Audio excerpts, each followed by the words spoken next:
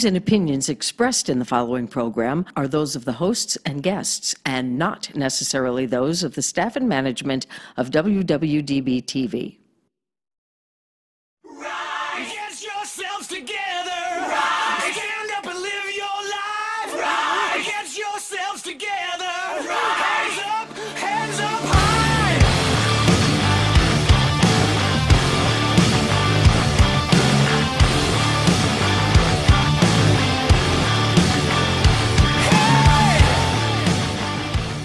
I am Joe Perroni.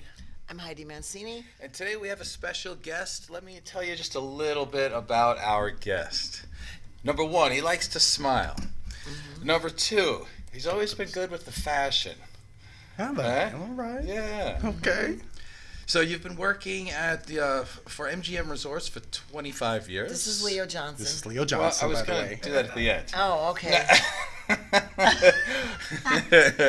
I was going to do the drum roll in that. Oh, the drum But anyway, roll, yes, okay. this is Leo Johnson. So he's been working at the MGM Resorts for 25 years. He competes in men's physique shows. Go ahead. Let's see. There you go. There's Cool. some guns. All right. And you've competed in the nationals in roller skating, which I we'll get to that. But I want to know. say something. You Hard you to believe, don't isn't it? really fit the criteria for like ice skating, roller skating kind of person. I do not. And you have 2 college degrees, yes? I do. I do. What are they in? They are in business management and finance. Awesome. And of course, the most important thing. How long have I known you now? Lord. It's gonna be like what, 20 years? At least 15 plus years. Yeah, at least before 9/11, right? So that's Yes. 2001. So that's 18 right there. Lord, how much time? I know, right? 19. Has it been 19 years? Yeah, at least. That's what I was thinking. We don't look a day over How do you 35. guys know each other? Do you guys go back to Gold's days? Lake Mead in Buffalo. Okay. Joe was Yeah. my very first trainer. I stayed down the street from Goals over in Summerlin. Okay. And so I went there and met Joe, and we trained for a while. And I think for a few years we lost contact because you had moved. You'd gone to a different gym. Yeah, I did. Yeah. Yeah, and so that's how we met. But I always took his program and his workouts, even when I wasn't training with him. So he gave me like a good base to work with that I still use to this day. Cool. Yeah. And, you know, one of the reasons why you're on the show, besides there's a ton of them, but to me, it's like you do this thing where you know who you are, and that's what our show's about, knowing who you are, right? You seem to do that better than probably just about anybody else I know. And you just kind of go in that direction. Thank you. Even if it's upstream. And you know what I'm talking That's about, right. right? It's not just a compliment. You've been doing this for the last 20 years that I know of. Thank you. So I want to get into that. Like, one of the things is that you worked for the MGM Yes. Resorts. Yes. So tell us what just happened recently that you're very proud of. Well, I have to kind of give you a little bit of history, though. But when I first started at MGM Resorts, I came from a banking background. Right. And the banking environment was much different than going from a banking environment to a casino environment. So it was a culture shock for me. And when I first started there, I saw people getting fired left and right, left and right. I didn't know if I was going to have a job from day to day. So there came a point where I said, man, I have to do something or else I could be one of those people.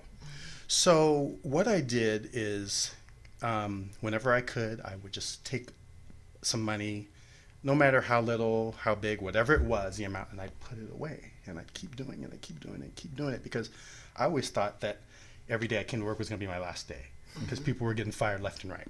But to make a long story short, this past, I think it came down in December, they offered a severance package for management. And it was for anybody that has been there with the company 20 plus years. And to give you another little bit of history, over all this period of time that I've been working there, I felt like I really didn't fit in that environment. So I told myself this year I was going to leave anyway. So, and I kept getting these signs over time. I don't know if it's from the universe or from God or Bozo the Clown, I don't know who it was, but I'd get these signs that say, Leo, it's time to go. And it started off subtly. And then over time, it'd get louder and louder and louder. So I came to work one day, and I said, you know what? I'm going to hand in my resignation. So I went home, and I wrote out my resignation. And I was going to give it the next week. The very next day, it came down from the VP or corporate, we're offering a severance package for anybody that wants to go. If you've been with the company 20 plus years, we're offering this. And I said, That was it. this is a gift from God right here. I said, this is a sign, and I'm like, okay, he's giving me in writing right now. So I said, I can't pass this up. So they're giving you money to quit. In a way, then you were going to do it anyway. And I was going to leave anyway. Right. So they gave me a severance package and like 3 months COBRA. Wow. But I was going to walk away with nothing. So I'm like, man, if this isn't a sign, I don't know what is. So that's what I did. And my last day was January 13th of this year. Wow. I just started my thing. And you're happy. Very. Oh my God. Are you kidding me?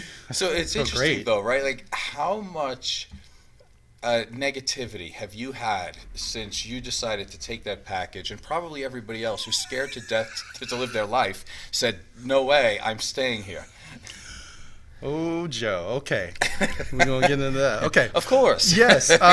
Well, when I kept it pretty much a secret on the down low. This package was basically designed for people that were getting ready to retire, who were like age eligible, maybe 3 months or 4 months away to retire anyway. So they didn't expect someone like me to take it. Like I equate it to them delivering a pie for this one person to take it. However, they didn't expect Leo Johnson to take a slice. Okay? So what happened when I finally made that decision to take it, it spread like wildfire in a matter. I remember the day that I signed November 29th, the severance package. And it was about like 11 o'clock. At 11:15, my boss came up to me. It spread like wildfire saying, so I hear you're taking the package. And I said, yeah. I'm shocked.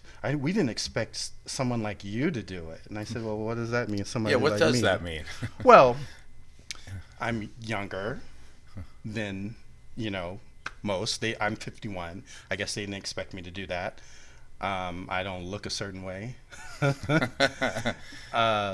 They expected me to, all right, how do I say this politely?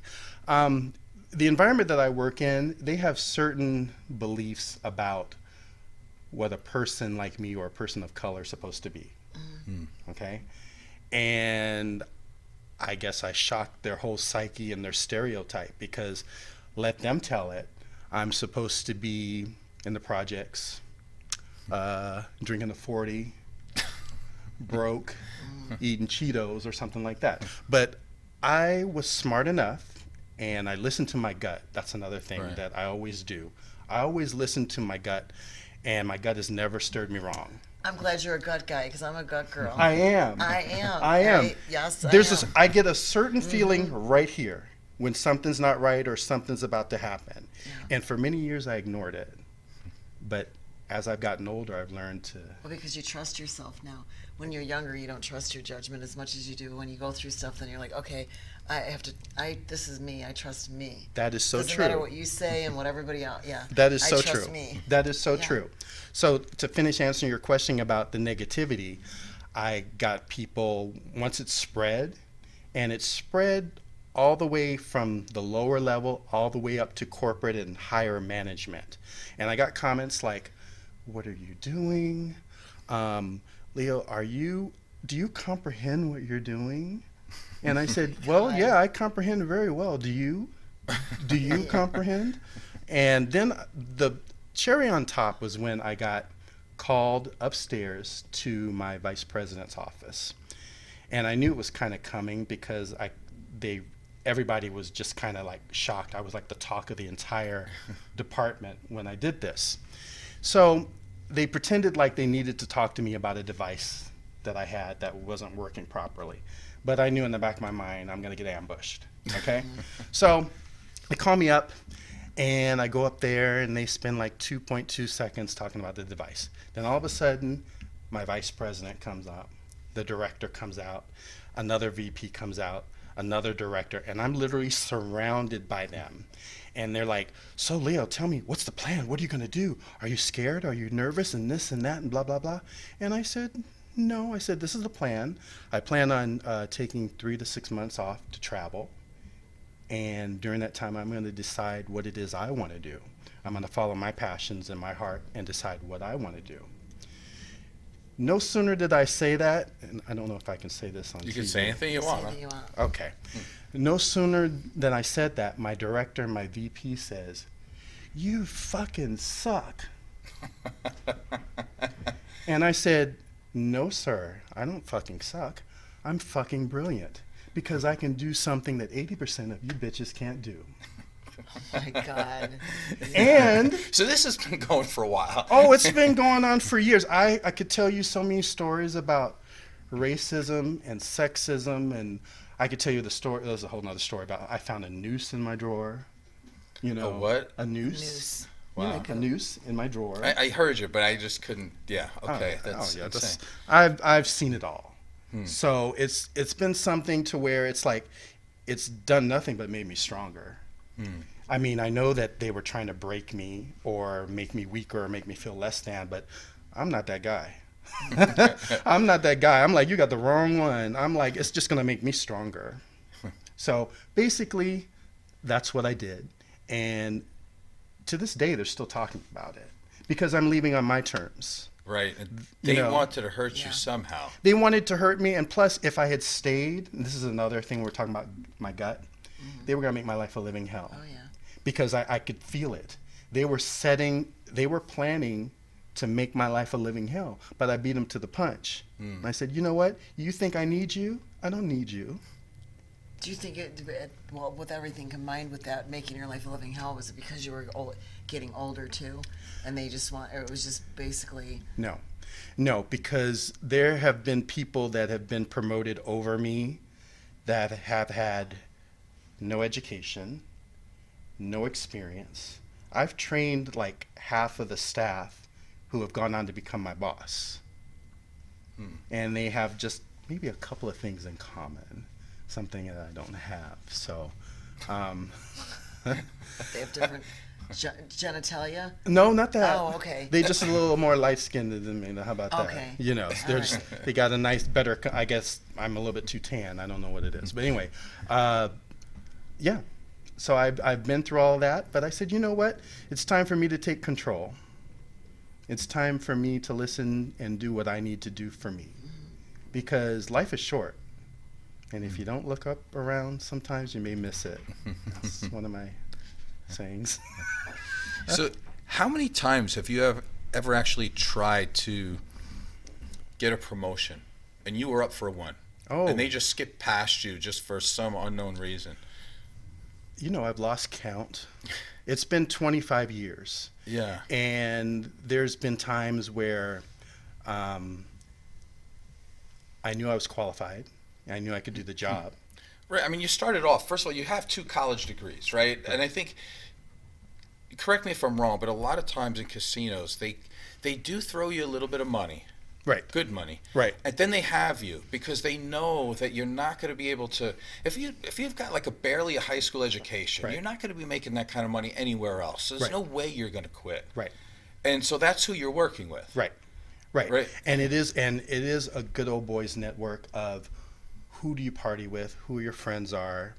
And I'm not that type of guy. I'm like, judge me on my skills and my merit. Don't judge me by who my friends are or what I like to do outside of work, because that's outside of work.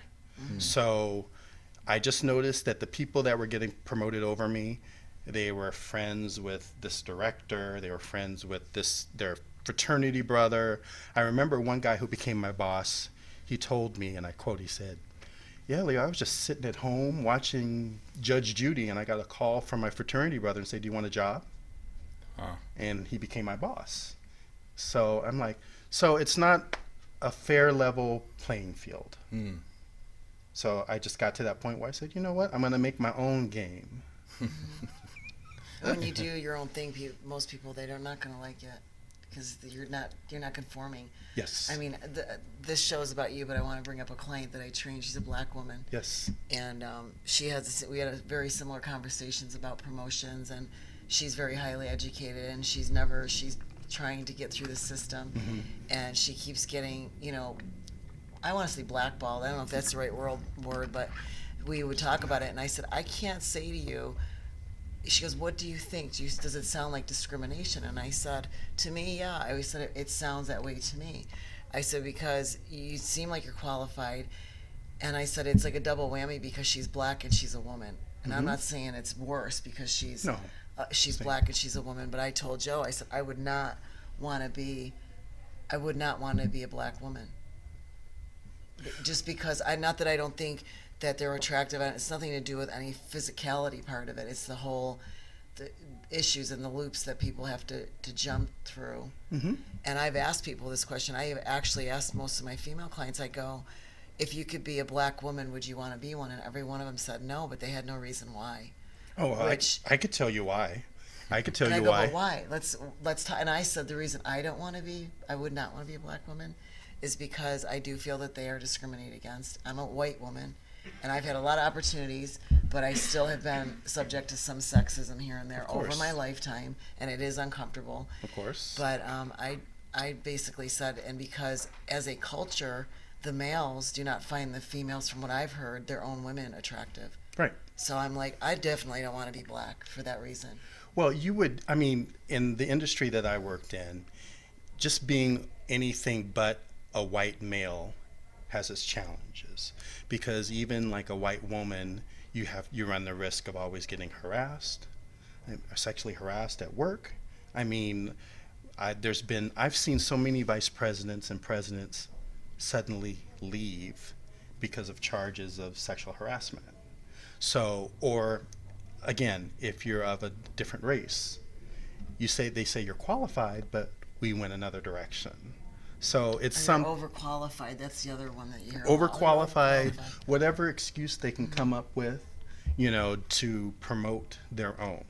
So it's a very different culture, and it's funny too, because when I first told my dad I got hired there, and I said, I got a job on the Strip working at MGM Resorts, and he said, I wouldn't do that if I were you. And I said, why? He says, trust me. I mean, my dad's, he's passed away, God bless his soul, rest his soul now, but he grew up in Vegas, and he has worked with a lot of these people, like the culture. So he knew, but in his own roundabout way, he was trying to let me know, but I didn't listen. And now I see what he meant. Well, Vegas is a very small town mentality, and it does run on who you know. It sure does. What you know, and it is a boys' club here in Las Vegas. It sure is. And so we can sit all day long and say, "Oh no, that's not true. That doesn't happen," and it does. I mean, I've not worked in the casino industry, but I've been out searching for jobs myself or wanting opportunity, and it always seems that it's the person or it's the father of the daughter that gets it, or the it's. Yeah, I can't tell you how many times I've heard it's not what you know, it's who you know here. And I would guess that it's twice as bad for color and other. Depends if you know the right person, you can get in. You may know that one person who may give you a chance, but those chances are very slim. They're very slim. So, again, it all depends on who you know, but it doesn't work out in my favor. Well, the thing is that you smile, like you're always a smiler. Like every time I see you in the gym, that's really the only place I see you. Yeah. Or I see I like your Facebook posts. And you're always smiling, and when you think about the adversity of trying to get ahead, and how difficult that is anyway, and then to know, like in the back of your mind, the reason this is not going well for me is because I'm a black male and I'm surrounded by that. That has to make. I mean, how do you not get bitter? And well, I'll tell you exactly how I don't. I've been very fortunate and very blessed to have a father from a very early age. My dad is originally from Jamaica. and he was very educated. He started actually a KCP radio station here in Las Vegas. He founded that, 88.1. And he used to tell me as a little boy, because he would sit and we'd write together. My dad had beautiful handwriting, and he would say, you know, and he would tell me, he said, Leo, you can do anything you want. Never let anybody tell you you can't do something based on your color, how tall you are, whatever it is. If there's something you want to do, you focus and you do it. Never let anybody else's imagination and stereotype limit you.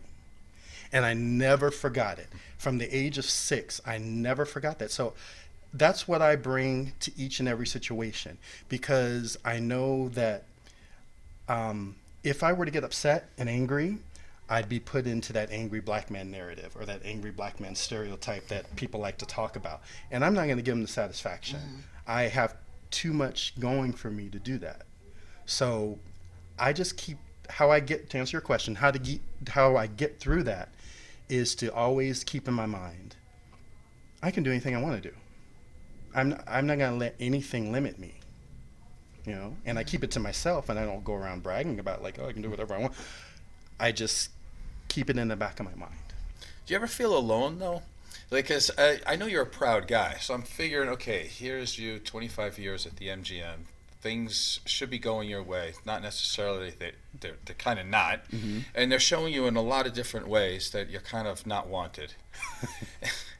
But you're there and you're doing it, but beneath, like underneath the radar, you're saving, you're smiling, right? Because you do that all the time, Heidi said. And you go there, and I've seen you, you know, you got the cool power suits, and everything looks good. But underneath, you're working really hard to win. Like, I like to call it just being like, my father would say, you know, walk softly and carry a big stick. Don't let people know what your idea is, because then you're going to develop more enemies. Absolutely. So it's better to, when you hit them, you hit them so hard and they have no idea what hit them. Absolutely. So that's one way. But you're like this, in psychology we would call passive aggressive, but there's a negativity to that. You're like a silent assassin.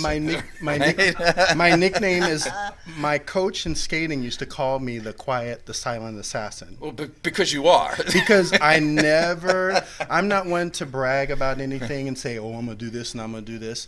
No, I'm going to let my actions show you. I don't need to speak.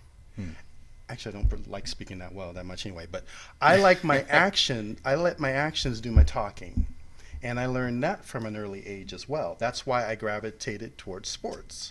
Yeah. Because I didn't have to talk. See, here's the funny thing. Leo and I, we look nothing alike, but we're very, very similar. Because I didn't say anything to anybody, I think, all the way through grade school, high school. Yeah. But it was the sports that I could just dig into. Absolutely. But, like, where was your safe place with any other human beings? Did you have any? Yeah, I did. But another thing, and I got to give credit to my dad. I learned at a very early age, because I'm pretty much a free spirit, and I realized that I don't fit in. I'm pretty much a misfit, and I'm proud of that. But I never, I learned to be my own best friend at a very early age. And my thing is, if you like me, great. If you don't, that's fine too. But I always know that there's always going to be somebody that's going to be in my corner, regardless on if I'm alone or not. So, I mean, I've never felt like alone, because I'm very goal oriented. Right. So even like the situation with the work, going into a hostile work environment, it just motivated me even more, because I'm like, keep it coming. I'm doing stuff that you don't know anything about, and then when you find out, it'll be too late. So you're just motivating me. You're not breaking me. You're not making me feel alone or by myself. You're actually making me stronger, if that makes any sense. Yeah, no, it makes a lot of sense, because I live like that too, and that's why I think we have, you know, we have this bond because of that. I've been very much like that myself. And I know you well enough too that I've never been a follower. I would rather lead. Oh, yeah. And I'd rather make my own way, and if you like it, great. But I've never been one to like, okay, I'm just going to follow the crowd or the sheep. No, I don't follow trends. I set them. I hope that doesn't sound too bad, but it's the truth. It's the truth. I've never been one to just follow and go with the pack. I never have. Sometimes it gets me into trouble, but sometimes it's okay. It usually will get you in trouble because there's more people that are in that. Yeah, but I can That take. same mindset. I can deal with that Yeah. though. That doesn't bother me. That doesn't bother me about people coming at me in a negative way, because people don't pay. They like to on Facebook, don't they? But yes, they do. People don't pay attention to somebody that's not doing well. Right. So if you're paying me some attention to where it's bothering you that much, I must be doing something right. Because nobody's going to pay attention to anybody that doesn't have any drive or talent or whatever. They're just going to ignore them. But if somebody's doing well, and I always use your crabs in the bucket theory. No, you like that, huh? I never forgot that either. That's another saying that I like to do, that people are always going to try, if the crab tries to get out of a pail, there's always going to be these bunch of crabs trying to pull him back down. Right. So the crab must be doing something right. Yeah. Yeah, I mean, at some point you have to be okay with doing your own thing, right? yeah. Like, it's like you have difficulty with having peers, in a way, right? Because where are you that it's comfortable? Like, we've talked about this like lots of times. Heidi doesn't know this, but okay, like I do bodybuilding. I've been competing my whole life, but bodybuilders bore me to death. Like they talk about like how it's like, do I look good? How am I looking? Do I look great? How's the lighting? I don't care. They're so narcissistic, and that's all they can talk about is themselves, that I just get bored. Right. I like fall asleep listening to them. On the other hand, I'm involved with therapists, and they're fun. You know, they read a lot of books, and it's cool. But listen, if you weigh 300 pounds and in between clients you need to be vaping and stuff like that, you shouldn't be anywhere around trying to help people to correct their decisions in life. Right. So I don't get along with them either. Right. I mean, therapists bore me to tears. They sit around, talk. There's no actual action. Right. They think anybody who actually cares about their body has to be a narcissist. So I don't really have time for them either. So I get bored with all of those people. You know, I over the years of, you know, when it was hard, it was a bit of a challenge more when I was younger with peers and everything, because high school and junior high, everybody wants to like fit in or whatever. But I realized as I've gotten older, all you need is one or two or a good group, small group of quality friends. The quantity really doesn't matter, because the majority of that quantity is fake, or Right. they secretly want to see you fail anyway. So why even have that in your life anyway? As long as I have a good core or group or a couple of good friends in my life that want to see me succeed, I'm good. All right. I'm good. Excellent. I don't need a whole bunch of followers or whatever you call that stuff, you know? So tell me about your mom. You see your mom every Monday? Pretty much. Tuesday? At least once a week, yeah. Yeah. Tell me how she has molded you.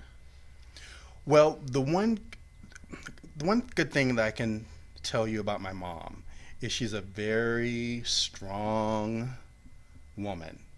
She really will not back down from anything. She told me once, she goes, "Leo, I'll fight the devil if I have to." And she will. She's the type where she is strong. Nobody can't tell her anything. I mean, sometimes it's good, sometimes it's bad, because it can get a little bit too over the top. But I think the one thing that I've taken from my mom is her strength, too, because she knows who she is. She doesn't try to change, and she kind of does her own thing, too. So I think I picked that up from her at an early age. I come from a very religious family.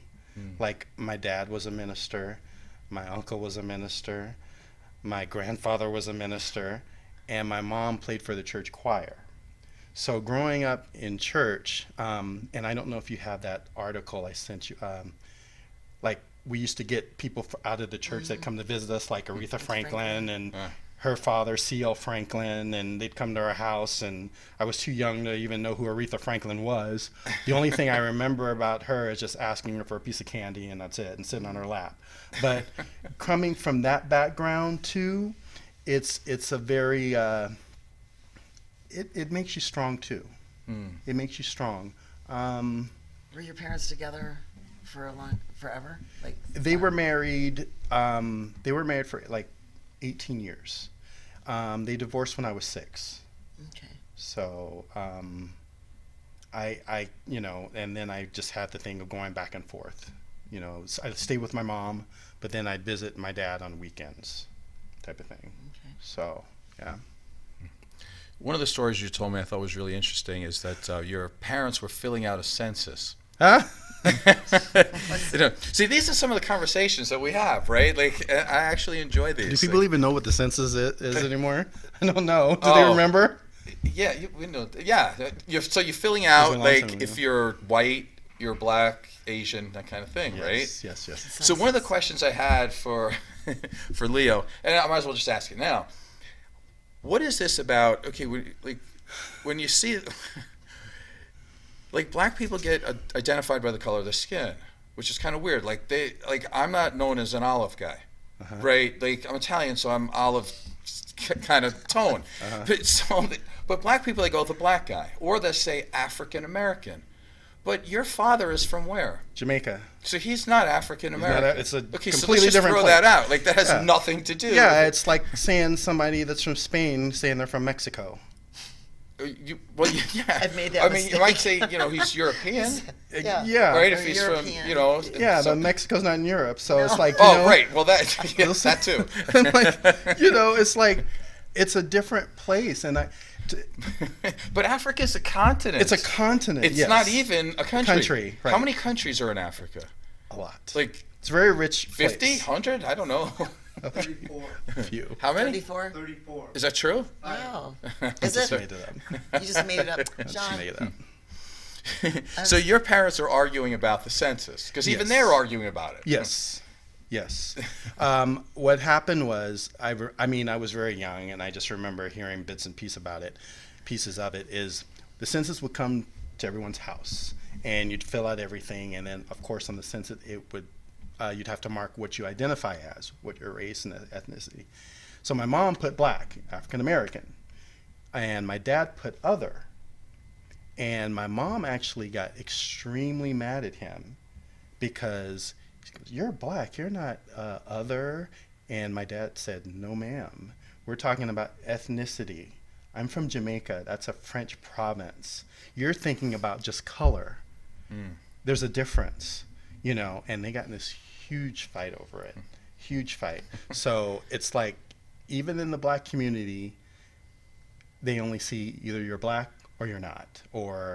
And even in the black community, there's this debate and fight for, what shade your skin is, if you're lighter, if you're darker, and the light and versus dark type of thing. And it's just something that's funny, So in your upbringing, there was a lot of church. Yes. So I think this is interesting too, because I don't know the answer to this, but if there is, let's say, a Catholic, whatever, a Baptist, Christian, if there's a Christian God, it would be a God, right? Just period. So how come then there's, especially down south, there is black churches and white churches? Because that makes no sense. Because if there is one God, then it should be a church, not a black church or a white church. So is there something with the culture that would make it like that? No, it just actually goes into, I hate to admit it, segregation again, because the roots of, like, when you think of a Southern church, there's Southern Baptists, and it goes back to the days of segregation and Jim Crow laws, where you had a white church and you had a black church, and they just continue that history on. I mean, it's probably a little bit better in other places, but I know that there's mainly white Southern Baptist churches and black Southern Baptist churches. But again, it's not that they couldn't commingle. It's just that they're rooted. It's all based on tradition. They're rooted in tradition. well, and I don't think, and honestly, personally, I don't think there's anything wrong with tradition, because being Italian, we have Italian traditions with food and the way we do things too. Do you think call it sauce or gravy? I call it sauce. Okay, because I've heard gravy. But there's some Italians call it gravy. It just depends on where you're from, Okay. what Italian you are. There's the other thing. There's different dialects of Italians. And like but Southern and Northern Italians don't particularly get along. I'm a Northern Italian, so I'm lighter skinned. My dad was very light skinned, and and people always think I'm from the Midwest. They think I'm Polish or something. I've had people say, you're Polish. I'm like, no, I'm Italian. But because I'm not dark, Joe's Italian. But we don't look, you know, his dad was Sicilian and his mom is Spanish. My dad was Italian. My mom is German. Right. So, but they're from different parts. His dad was from Sicily, where my dad was from northern Italy, which they're more white and blue-eyed and blondes. So, but traditions, I mean, I don't think it's a bad thing as long as, I mean, I never understood why they segregated the churches other than, I thought it was because of color. Like Now but they're or still back doing- then? Now. But they still celebrate the same? Yeah, they still celebrate the same, and I mean, there are churches where they merge, and you see white and black. Like even now, the church that I grew up in, there's all kind. It's diverse. Yeah. It's still considered Baptist, but there's all type of ethnicities, and it's a big church. But when I grew up there, it was all black, predominantly black. But now it's more mixed. I think with the mixture and the diversity in the religions now, I think it's to try to get more people involved in the churches, because I think so many people, like with the way religion teaches, people got kind of turned off by the churches or their particular denomination of religion. So when you say it's non-denominational, I can feel okay walking into a non-denominational because I'm not going to be judged, because I'm Episcopalian. Right. So and I'm not Catholic. Right. So I think it's a way of getting people, and I think it's actually a good thing. You know, it's funny. Maybe it's because I went to church all the time growing up. I'm not a big church guy anymore, because I remember going there and just feeling guilty about everything. Everything. There's a reason for that. Yeah, and you know, I'm like, okay, I didn't do this right. I didn't do that right. I'm supposed to do this. I'm like, man, it weighs on you after a while. So once I got to a certain age, I said, you know what? As long as I'm a good person and I'm treating people with dignity and respect, and I'm not a mean person, I think God will be pleased with me. Well, and I think when you talk about religion, when they talk about the spirit of God, you know, the spirit of, and then you talk about Buddhism. I mean, I used to go to church all the time too, in the choir, and we were at choir practice on Thursday night, and then you were at church an hour early. Me too. And I kind of got turned off by the whole thing too. So when I got old enough to say I'm not going to church anymore, did the same thing, and I actually started to read on Buddhism, and not that I'm a Buddhist, but I prefer the whole thinking of the kindness and what the spirit of. And when you go to church, they talk about the spirit, but they don't really talk about what that means. Absolutely. You know, you're in the spirit of. So if you're living that life, and I know plenty of people that go to church that don't live that life once those doors close. And I don't have anything against religion. I don't like the people in the churches. So. You're absolutely correct. And I even have a funny story about that, because when I was going to a Baptist church that I was raised in here, there was a particular pastor, and he would just, when his ministry, his preaching was just negative, and he talked about every type of person, that they were this bad person and this and that and the other thing. And this is when I was still working at MGM Resorts. So one day I'm at work, and I look over and I see the pastor gambling. And I'm like, oh, okay, so this is why you need all these tithes and offerings and money to pay for your addiction or your habit, or what they call it. So that's when I kind of like said, you know what? It's like, what's your sin? You know, not you, but I've said this before, like people, even with gay people, you'll hear, you know, some religious, you know, churches will say about gay people.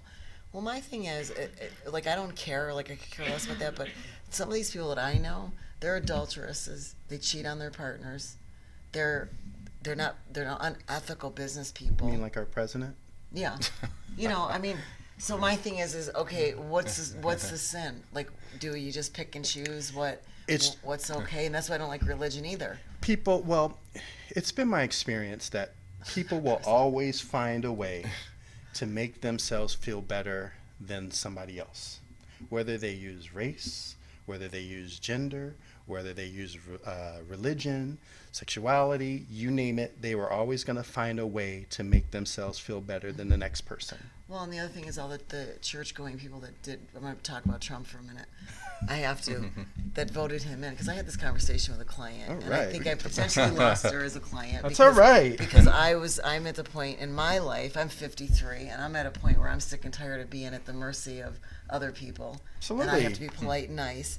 And she started in, and I said, so basically you voted in, you didn't want another politician.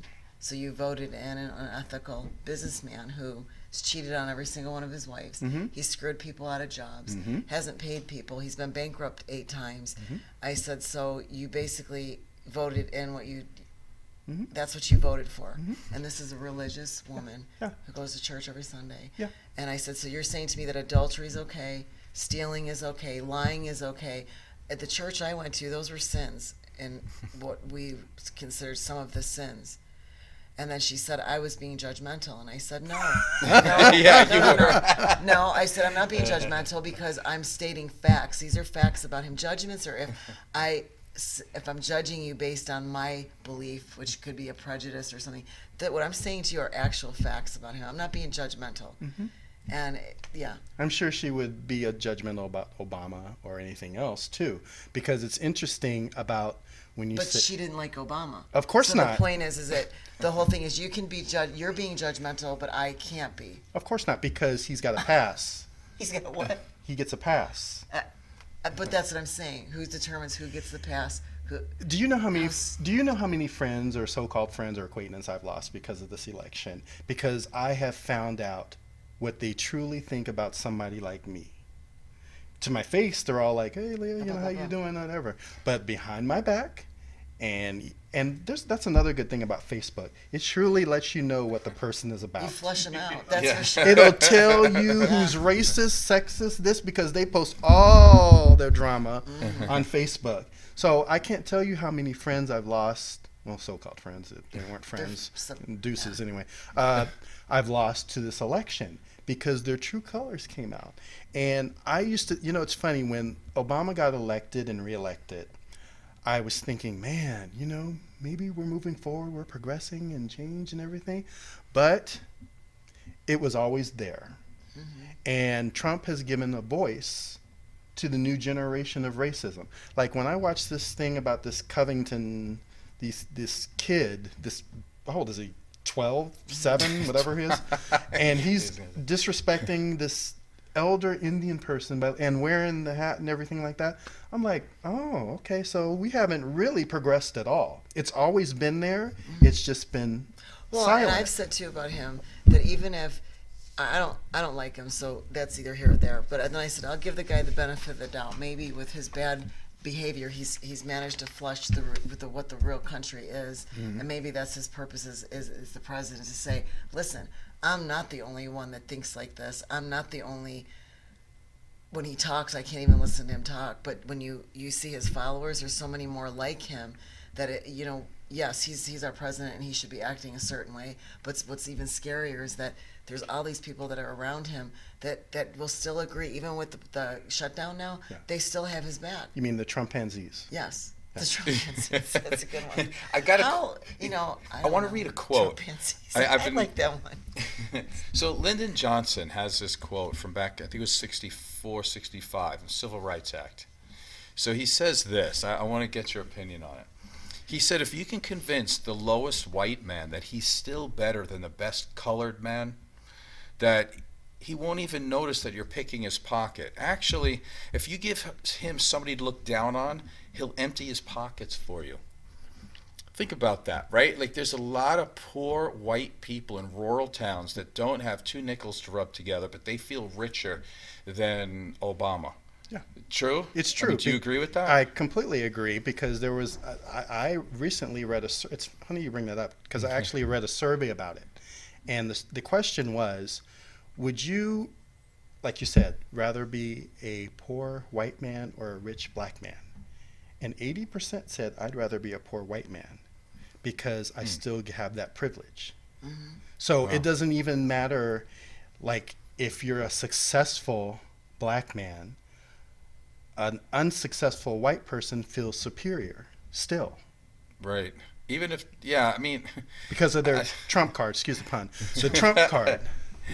But they're not superior in any way. As a matter of fact, these people, I mean, especially the Trump supporters, right? They tend to be these men with massive grievances and no education, lack of income, tend to be in heroin addicted areas, and yet they think they have power. It's so interesting. Well, and it just says again, not that you guys are, I'm not putting you guys in any lump, but it's misogyny at its best, and it's still here in this country. Absolutely. And the white men in this country would much rather have a black man, he still has a penis, than to have a female in office. And it doesn't and that's matter sad too. if she's white, black, whatever. They would much rather, we don't like Obama because he's black, but we're gonna put him in there because we certainly don't want a female in there. And this country is still run by a lot of misogyny. I agree. Which is another prejudice, and they hide behind that too, and they'll say we're not misogynistic. Yes, you are. Just the fact that there's so much protest on women, the men now with the men's rights movement. I actually empathize with men, and I would not want to be. I don't want to be a guy. I love being a female. I like the privilege that I get being a female. But I don't like when these men now they're turning around. They're worse than the feminists ever were, and now they're attacking the females. You know, with all this sexual harassment and stuff that's going on. I got off track for a minute with that. Yeah. But I know misogyny. I know we're running out of time a little bit, and Leo, you don't have to answer this if you don't want to, but I just want to bring it out for people if it's okay. But you're still allowed to say no. Okay. I want people to understand how difficult it is to actually deal with some of these social issues, because some of these social issues, it actually runs into the family, right? Now, I've run some of the numbers on this, and as a friend, these things bother me, right? Men commit suicide at a 4 times higher rate than the general public.